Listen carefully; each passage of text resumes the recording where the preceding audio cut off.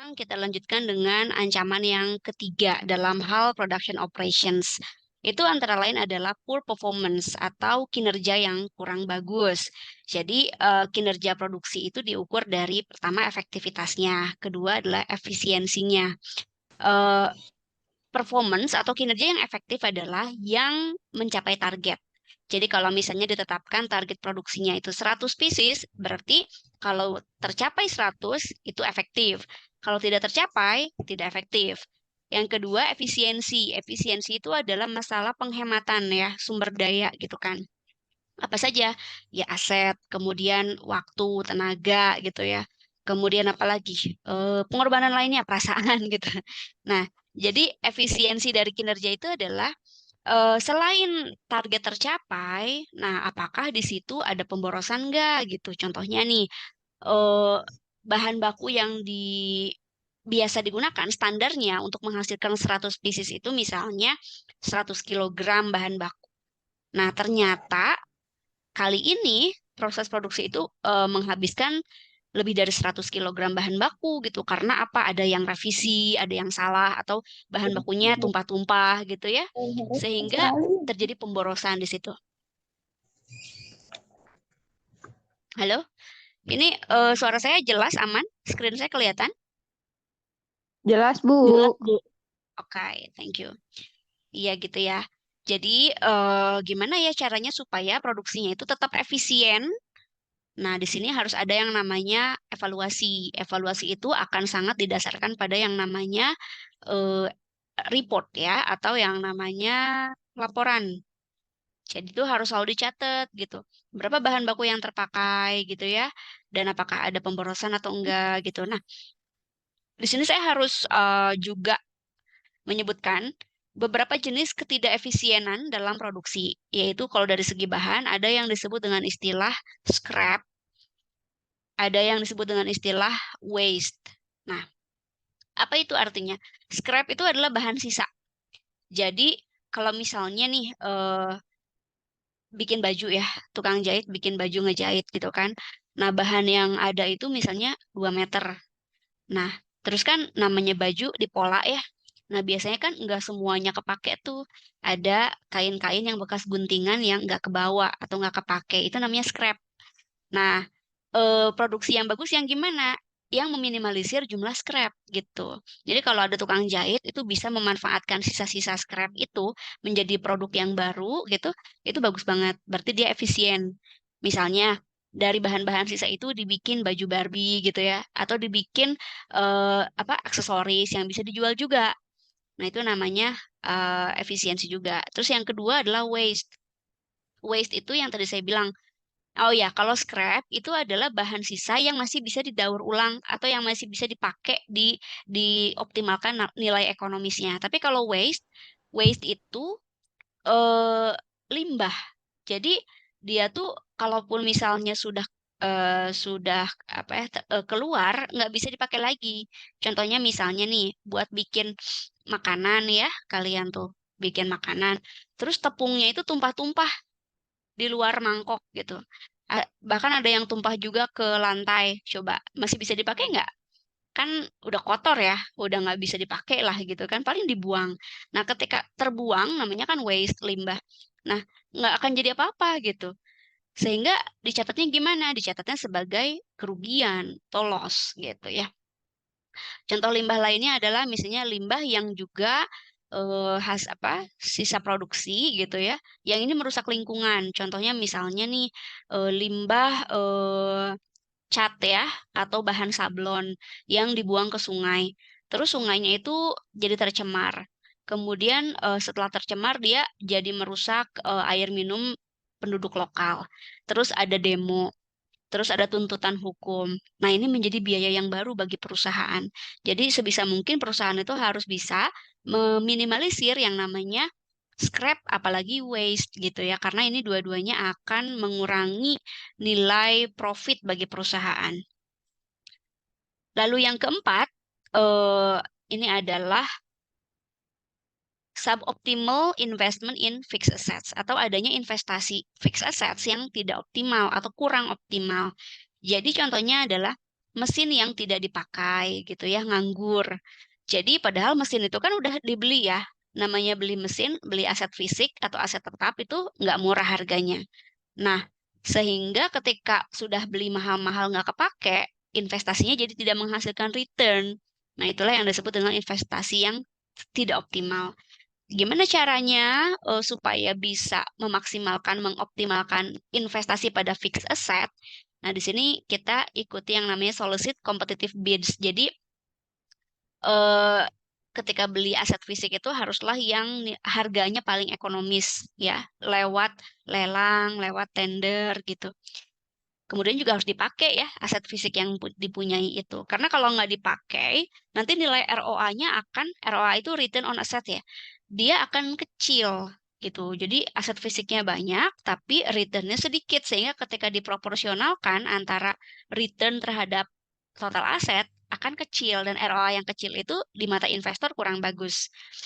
Kemudian yang kelima adalah ancaman loss of inventory or fixed assets due to fire or disasters. Ini yang kita pernah bahas dalam bab tentang fraud ya, bahwa ancaman pertama terhadap SIH itu adalah natural and political disasters. Jadi ancaman-ancaman ini kan sifatnya di luar apa ya namanya? Di luar kesengajaan ya tentunya, dan ini juga bisa berasal dari alam atau dari situasi politik gitu ya, di luar kontrol perusahaan. Nah, loss of inventory itu juga, nah kalau ini adalah fraud ya, intentional act. Nah, kehilangan dari inventory, oh sorry, kalau ini due to fire or disasters ya. Nah, ini akibat kebakaran atau bencana alam. Nah, untuk meminimalisir kerugian dari ancaman ini adalah perusahaan harus selalu jaga-jaga dengan daftar asuransi gitu ya. Dan juga jangan lupa juga bikin suatu mekanisme backup supaya kalau terjadi bencana ya di luar kontrol itu setidaknya nggak habis banget. Contoh kalau misalnya terjadi kebakaran, nah dokumen-dokumen penting itu kalau bisa diamankan dalam berangkas yang ini anti api misalnya gitu. Kemudian harus pasang juga apa namanya, fire extinguisher ya di pabrik. Nah, saya juga sering tuh beberapa kali ya di sekitaran saya ada pabrik yang kebakar gitu kan. Nah, itu kan bisa jadi karena sistem safeguarding gedungnya itu kurang kurang kuat ya, kurang aman. Kemudian juga pernah dengar juga ada yang sampai bangkrut ya karena kebakaran. Mungkin karena nggak ikut asuransi juga gitu ya. Yang keenam, ancamannya adalah disruption of operations, gangguan operasi, gangguan produksi. Misalnya karena listriknya listriknya nggak stabil. Nah, biasanya kalau masalah listrik pakai genset gitu. Atau karena apa sinyalnya kurang bagus. Nah, berarti kan ini banyak lah ya alternatif pencegahannya atau mitigasinya. Misalnya apa? Berarti eh, harus beli broadband yang lebih kuat gitu kan. Dan juga ini ada backup and disaster recovery. Harus ada rencana recovery dalam bencana gitu. Nah, sebelum ke tahapan keempat, saya mau menampilkan dulu video tentang bagaimana sih gambaran dari production operations yang suka ada di perusahaan atau di pabrik-pabrik gitu ya. Bentar, saya stop share dulu.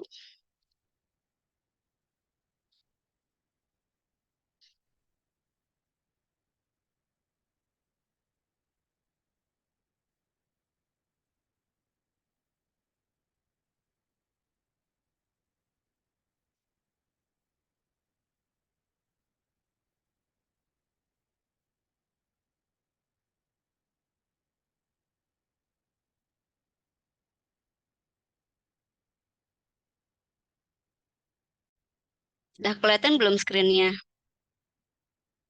Udah, Bu. Oke, ini saya mau tayangkan ya. Proses pembuatan pensil merek lokal.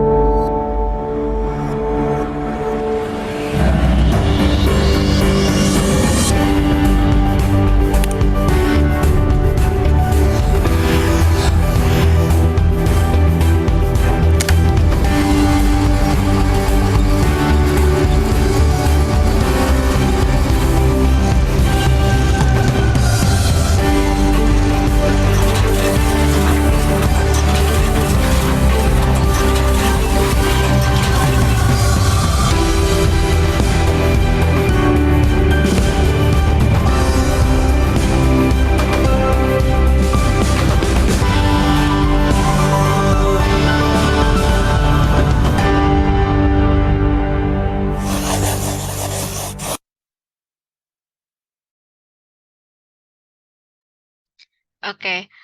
eh Luar biasa ya, barusan proses produksi dari pensil Faber-Castell kita kayaknya udah banyak yang pakai ya, maksudnya rata-rata orang pakai gitu karena kualitasnya juga bagus. Nah, kalian lihat barusan dari video betapa kelihatannya ya nggak ada bahan-bahan yang ke-spill gitu atau kebuang boros gitu ya. Nah, salah satunya faktornya adalah penggunaan dari teknologi juga sih, mesin juga ya yang membuat setiap prosesnya itu benar-benar akurat kemudian efisien gitu ya. Oke. Nah, ada lagi sih hiburan dikit lah ya, tapi saya mau stop record dulu.